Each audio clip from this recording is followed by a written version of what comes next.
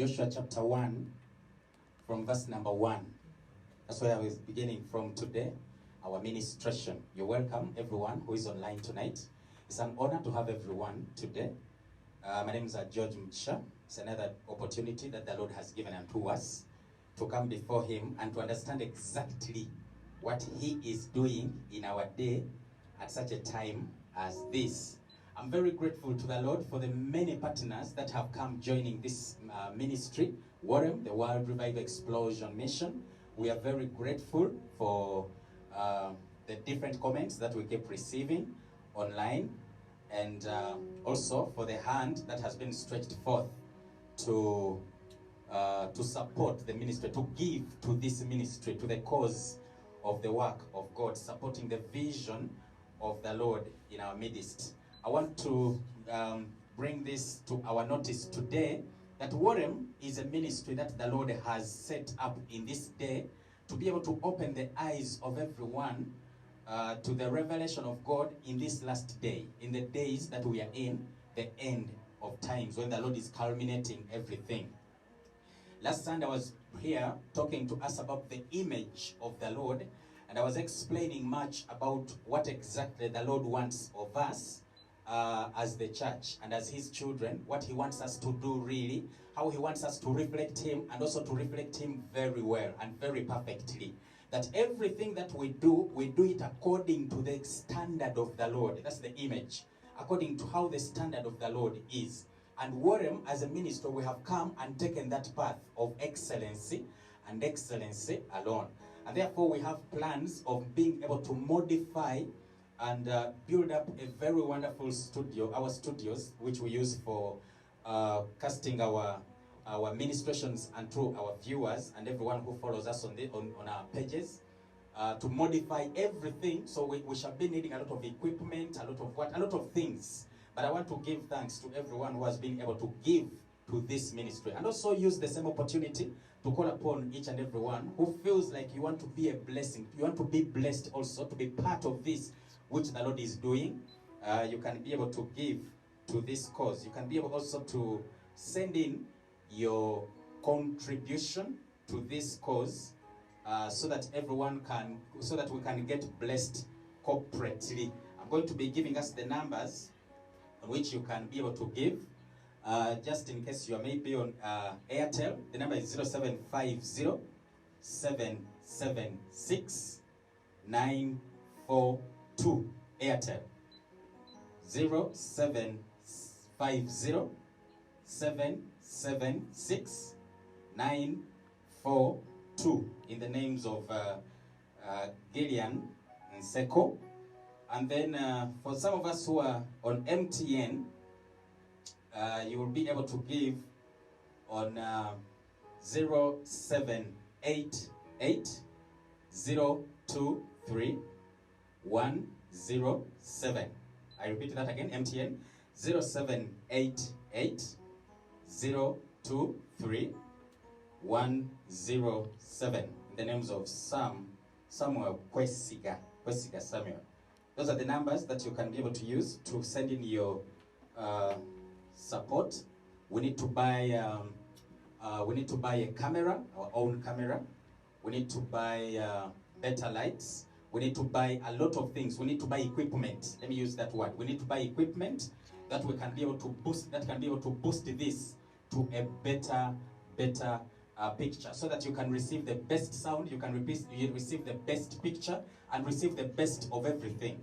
So I want to encourage each and every one of us to send your contribution to those numbers, and the Lord will surely bless you. Remember, it's more blessed to give than to receive. Giving in the house of God is a principle that we have to adopt as children of God, mostly in this end time. Just like how the church in Thessalonica used to give unto Paul. Now Joshua chapter 1 from verse number 1. That's where I'm going to be starting from today, our revelation. I had already welcomed everyone online. Thank you for watching. Thank you everyone who follows us. I want to encourage us that you keep calling in many people to be able to tune in to this ministration, and also those who have audios, that you can be able to saturate it around and amongst yourselves, so that you can be blessed and be a blessing to someone else. Now, after the death of Moses, the servant of the Lord, it came to pass that the Lord spoke unto Joshua, the son of Nun, Moses' minister, saying, amazingly, Joshua was not a minister of the Lord. Anyway, maybe we should not go there, but he was Moses' minister. He was a minister of the servant of God. But as he was ministering to the servant of God, he was actually ministering to the Lord. Okay, that is a pattern in the kingdom of God that maybe we may not be able to go into today. Moses, my servant, is dead. Now therefore arise, go over this Jordan, you and all these people, unto the land which I do give to them, even to the children of Israel. Now when the Lord was calling me, one of the scriptures he gave me was this chapter, Joshua chapter 1. He gave me Joshua chapter 1, saying that it is this ministry, Warren, that is going to usher the church, or to usher the children of God into their inheritance. It is the church that is going to usher the children of God, which we call the church, or the body of Christ, into their fullness, into their potential, into their inheritance, into what is theirs. Now Joshua was a minister of Moses, and he was working with Moses, who was getting the children of Israel from Egypt. They were moving from Egypt, going to their own land, a land the Lord had promised them, a land that flows with milk and honey. That's where they were going. But now, before Moses could enter the land, he died. And then Joshua was supposed to come at the forefront to be able to lead these people, to cause them to enter the land. As Joshua was coming in, I have ever said this here before, Joshua was not coming in to actually give the children of Israel, again, promises. Joshua was actually coming in to cause the children of Israel to enter into the promises. I don't know how I can say that in a better way. To actually materialize the promises that Moses had given them. So when Joshua was coming in, he was coming in to fulfill everything Moses had spoken to them about. That is the role of Warren. As we come in, many people have been to different churches and different ministries, and you've had different words. Most of them have been words of preparation, preparing your mind so that you can be ready for what the Lord is yet to do with you. Most of us have been living in a contradiction to the word. That when the word says this, your life is portraying something different from the word. A time comes in life when you enter into the materialization of the words that you have been hearing, actually into the experience of the words that you have been hearing, or into the word of the Lord. And that time is the reason as to why the Lord has released Warren to come on the stage, on the end time stage, as we finish up and wind up the issues. It is that the Lord has caused us to appear in such a day as this, that we can cause the church to be ushered into its fullness, into the materialization of all the promises that the church has got, or that has kept on receiving from the different ministers who came before us, who were paving a way for us, who were just clearing the path for the arrival of Warren, the ministry. Every place that the sole of your foot shall tread upon, that have I given unto you, as I said unto Moses. Now listen to this. There is nowhere here in scripture. Now I want to tell you the secret of the end time. The secret of this day is in the area of impartation. Once the word is released, you just go by what the word says. You don't need to think twice and say, now how about if the owner of that place where I have stepped is a government official? The Lord has said, every step, every place where the sole of your feet steps, I have given it to you. Whether it's for a government official, whether it's for whoever it is, as long as you have stepped therein, the Lord says he has given it to you. Now that's the area where most of the people might easily lose out on what the Lord is doing, trying to reason out the things of God. From the wilderness and this Lebanon, even unto the great river, the river Euphrates, all the land of the Hittites, and unto the great sea towards the going down of the sun shall be your course. Now he was showing them their boundary. Unto the going down of the sun. It's like he had given them the whole world. The World Revive Explosion Mission. We have been called to the whole world as Warren to be able to usher the church into its inheritance. There shall not any man be able to stand before you all the days of your life. Now that's what he says. That as long as you're alive, There is no man that will be able to stand before you. Okay, we can even actually correct it. You can put it right like this. There is no man who will be able to stand against you all the days of your life. He does not say that if you happen to walk well before me. He does not say that if you keep your foot against either stumbling or whatever. He does not say that as long as you keep in prayer and in the word and what have you. No, he doesn't say that. He says as long as you are the called of the Lord, as long as you're part of his body, as long as you believe this word which is coming to you now, there shall no man that shall be able to stand. They will be able to come, but they will not be able to stand before you. Nobody shall contend with you and overcome you. That's what he says. Every situation that comes your way, you have a pass here. You have a ticket that shows that you are on top of everything. There is nothing that can put you down. There's no situation that can put you down. I will say that again. There is no situation that can put you down. You either believe this word or you don't believe this word. A time must come in our lives when we have to learn to celebrate the word of God and only cling unto the word only and nothing else. You either believe this word or you call it quits. And when you call it quits, I actually don't mean to say that you quit Christianity, but you become religious. You become a person who has accumulated head knowledge of scripture but has not got any experience of it. He says, there shall not any man be able to stand before you all the days of your life. He does not say that for a period of time. He says all the days of your life, as long as you are alive. Victory, be assured of victory in every circumstance, in every situation. There is no situation that will put you down. There is nothing that can press you down and put you down. There is nothing completely.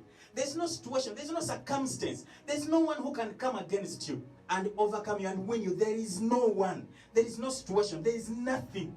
I don't know how to say that in a better way so that everyone can be able to understand it, like how the Lord has revealed it in my heart. As I was with Moses, so I will be with you. I will not fail you. Oh my God.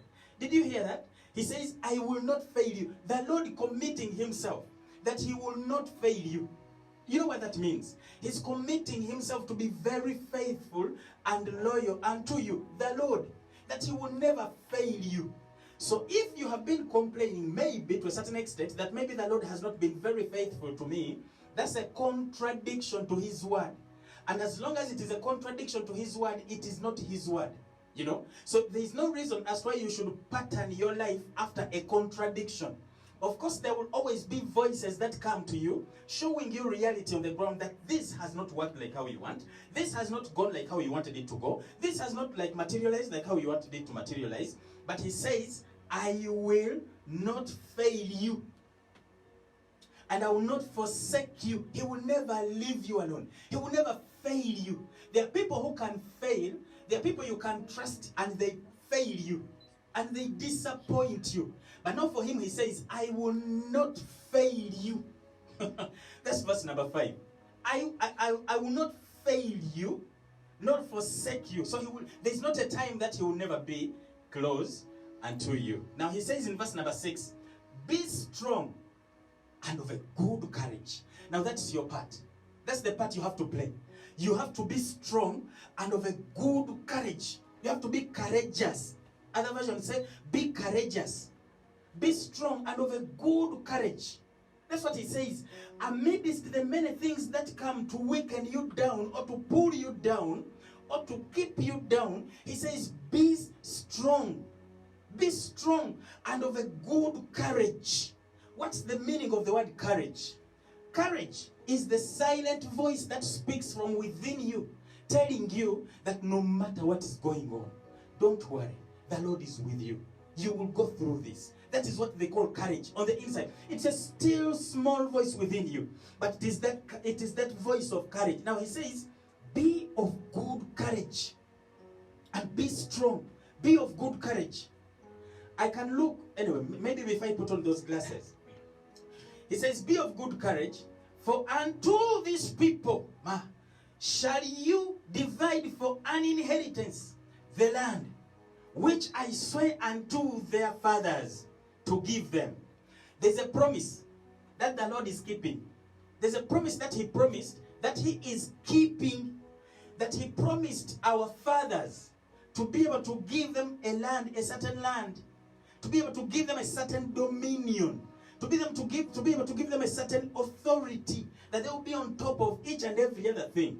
Now he says, be strong and of a good courage, for unto these people shall you divide. So it is upon us that we are to usher the church or the body of Christ into their inheritance, into their land. We cause them to enter, to be ushered into the land that the Lord has given unto them. That is the responsibility that we carry as the World Revival Explosion Mission.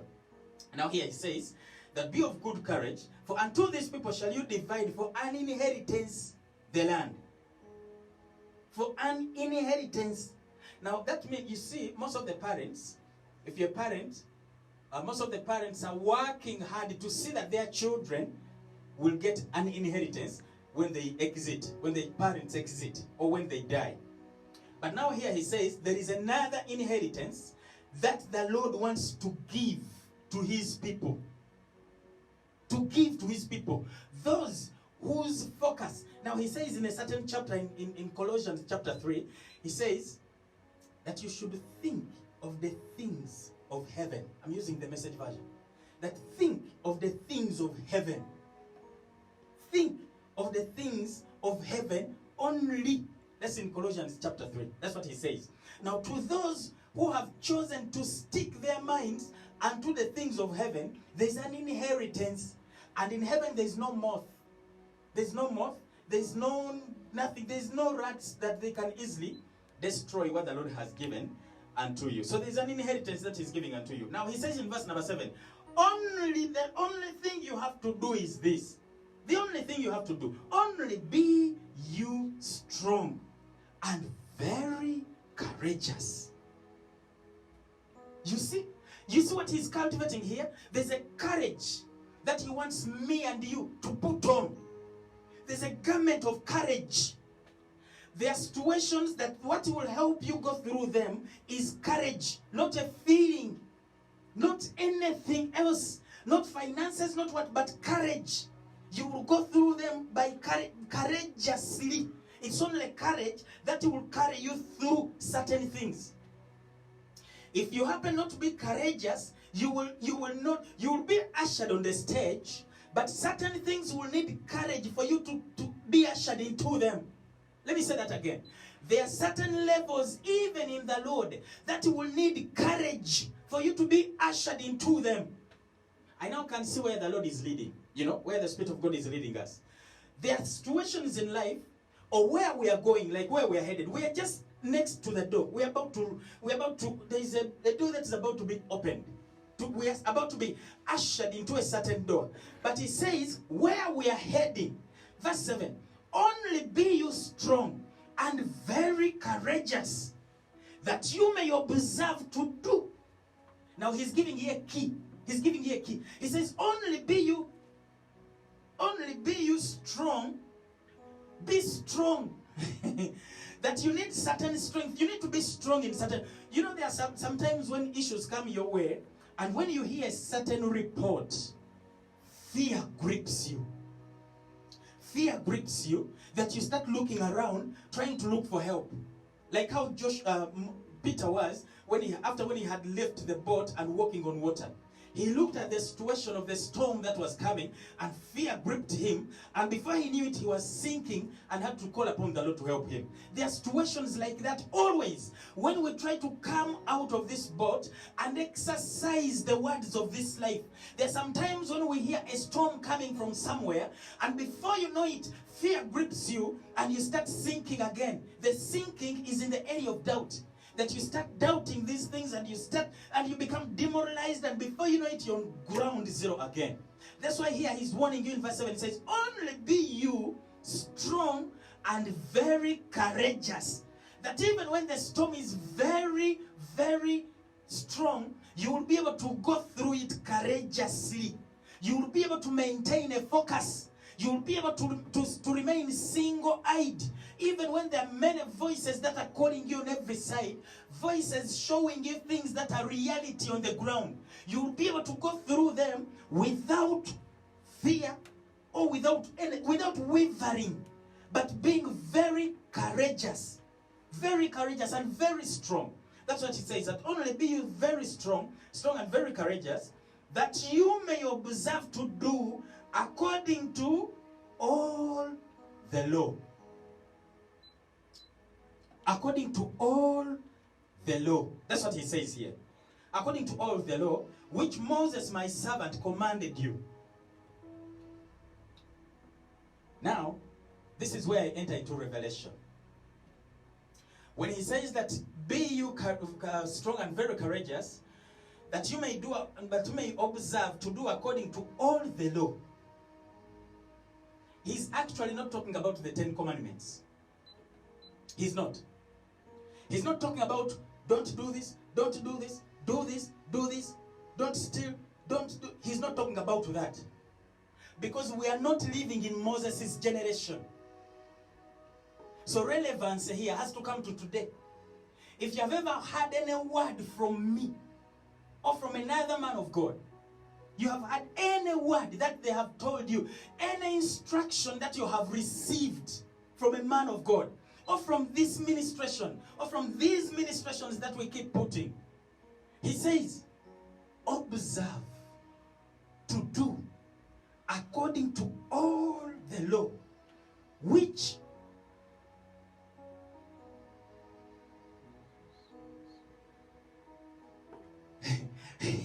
now I wanted to put my name.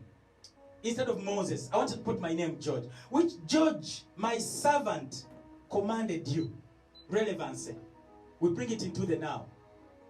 You know? So when you read this, don't go back to the law in Exodus 20 to see what did Moses really command. No. Go back into the ministrations, into the recordings that we have, all of us.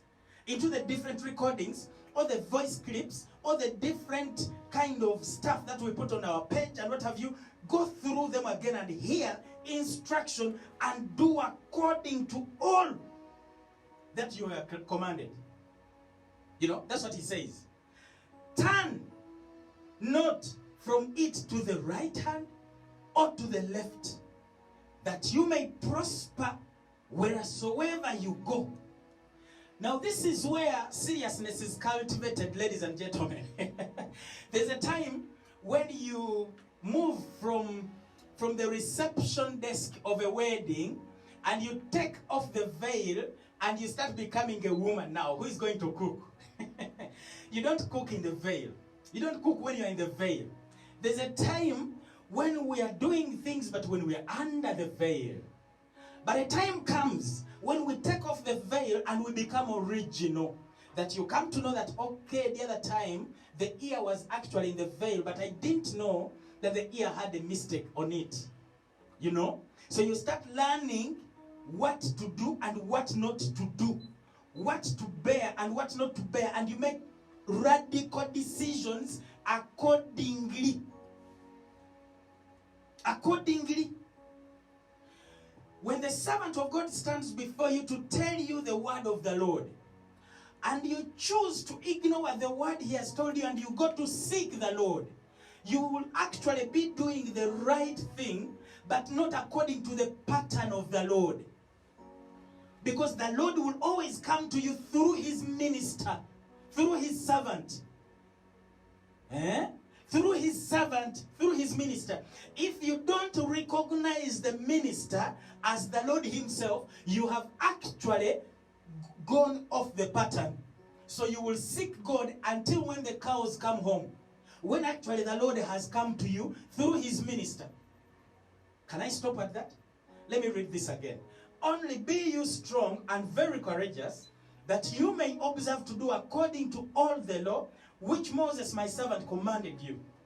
He says, turn not from it to the right hand or to the left, that you may prosper wheresoever you go. So in case you want to prosper in everything that you do and wherever you go, he has given you a key. The key is in putting much attention Last Sunday I said we have to approach these ministrations with great sensitivity of heart. Simply because the voice of Warren is a very distinct voice. Very distinguished voice in our day. Very distinguished. That you need to learn and pay attention to what the Spirit of God is saying. And after when you pay attention, you then come to observe, to do according to all, if you want to prosper. That's what he says. If you want to prosper in everything that you do, the key is easy. Pay attention. When a situation comes to you, and it is like contradicting anything, you remember the words I told you in verse number 5, when I told you that there shall not any man be able to stand before you all the days of your life. So after this, you have this word that I am on top of everything. There's nothing that can put me down. There's no one that can put me down. There's no one that can badmouth you and they put you down. There's no one. That's the word you receive from me. Then you go out and then there's someone who is in your way trying to put you down or badmouthing you. The only thing you remember is, I remember the word of the Lord that about me, that it was written about me that no man shall be able to stand against me all the days of my life. That's all. And therefore you see this person trying to, or this situation trying to come against you in line in the eyes of that word. And now look at what this one is doing. They don't even know what they're playing around with. That's how we approach situations. That's why he said that be courageous. Be very courageous. You approach every situation by remembering the word. He says, be careful to do according to everything. Do not turn from it either to the right hand or to the left hand, that thou mayest prosper wheresoever you go. Now verse number 8. He says, this book of the law shall not depart out of your mouth, but you shall meditate therein day and night. He says, you shall meditate therein day and night. That you may observe to do. He has repeated it again. That you may observe to do. When he says this book of the law, many people, what they think is the laws and the commandments. Okay. What Moses gave the children of Israel were actually the commandments. But now here, for relevancy purposes, every word that you have heard on this platform is what he's calling this book of the law. It is the word of guidance that comes to you. It's a word of direction that comes to you. He says that word should not depart from your mouth, but you shall meditate therein day and night, that you may observe to do. Now it is my role to observe, to do according to everything that is written therein. Now he says you shall meditate therein day and night. Day and night. That in everything that I do, the conversation of my heart is the word. The word of God that I have received. The revealed word of God unto me is the only conversation that's going on in my heart, in my life. As I plan my day, I plan my day according to the conversation that is going on in my heart. If fear will grip you, it will actually grip you basing on the conversation that is in your heart. If courage will come to you, it will surely come to you basing on the conversation that is in your heart. So he says now, the materials that will enable courage to come your way are the word that you have heard on this platform. You should keep chewing on it day and night. As in day and night. And then I remember a time when the Lord was telling me that we should take a walk. You know? That this book of the law shall not depart out of your mouth, but you shall meditate therein. A people who are going on a journey of seriousness, and they have chosen to leave everything else behind, and they have gone into commitment. Some of them even leaving their families. Some of them leaving what has been so precious unto them. But they have discovered life in this word. They have discovered life in these ministrations that we keep putting here. And therefore they have chosen to let go of each and every other thing and commit themselves to this path. That's what he's saying here. Meditate therein day and night, that you may observe to do according to all that is written therein. And then he says, when you do that, that is when you shall make your way prosperous, and you shall have good success. That's what he says. Now verse 9, he asks a question. Have I not commanded you? If you have been looking for instruction from the Lord, Lord, what should I do? What should I do? What should I do next? What else should I do really? He has given you what to do. So he's asking you, have I not commanded you? Will you again come to me asking me for what to do? He has already given you what to do. You know? Have I not commanded you? And then he repeats it for the very last time and says, be strong and of a good courage. Be not afraid, neither be you dismayed, for the Lord your God is with you wherever you go. That's what he says. The Lord your God is with you wherever you go. That's what he says. This is the word of the Lord. Isaiah chapter number 62. Isaiah 62, I'm reading verse 6 and 7. I'm showing you a mindset, an attitude. An attitude. A mindset. Like Isaiah 62 verse 6. I have posted watchmen on your walls, O Jerusalem. They will never be silent when? Night, day, and night. Day or night.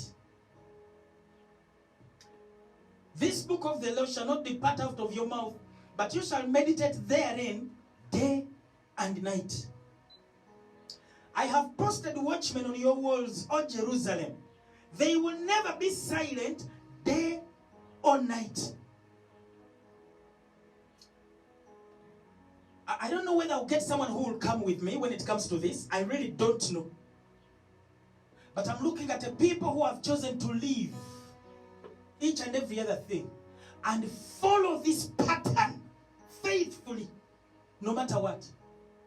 A people who have chosen to let go of each and every other thing in life, that nothing else makes sense to them but this path. Only this path makes sense to them. That's what he says, that I have posted watchmen on your walls, Jerusalem. They will never be silent day or night. A watchman who does not keep silent day and night, it means he has no time to go back home again to be merry with his family. It's not really bad for you to be with your family, but there's a mind. I don't know how I can bring it out. I hear a scripture which says, let this mind be in you, which was also in Christ. Should be around Colossians chapter 2, I think verse 5. Hopefully. Let this mind be in you. Now there's a mind that he's introducing in us. There's a mind that he is introducing in us. He's saying, I have posted watchmen. These are dangerous people. They will never be silent day or night. That's what he says. You who call on the Lord, give yourselves no rest. Chichi? He says, give yourself no rest. So there's a place where you come. There's a place where you stand and you sell your life. I've had a statement of a certain worldly person who says, I sold my soul to the devil. Now this is a time when you sell yourself to the Lord completely. That you don't live at conveniency, but you give in, and you give in your all. Everything. He says, give yourself no rest. That's what he says. That's a mind. There's an attitude that we have to cultivate within us. There's a living that we have to leave a certain place and be able to go to a certain place of seriousness. A place where you don't doubt, you don't entertain any thoughts of doubt in you. If these things are true, how come they're not working for you? Don't entertain such kind of thoughts in you. You are bound for positivity and that alone. That's why he told you in verse 5 of Joshua that no man shall be able to stand. No man shall be able to stand against you. Where? For how long? All the days of your life. As long as you are alive, there's no man that will be able to stand against you. Now, in Isaiah again, he says in verse 7, and give him no rest. That's what he says. That when you're dealing with the Lord, give him no rest. Until when he does something. Until when what you want has materialized. There's a scripture which I'm being reminded. It says, and they loved not their lives to the point of death. Those were our fathers.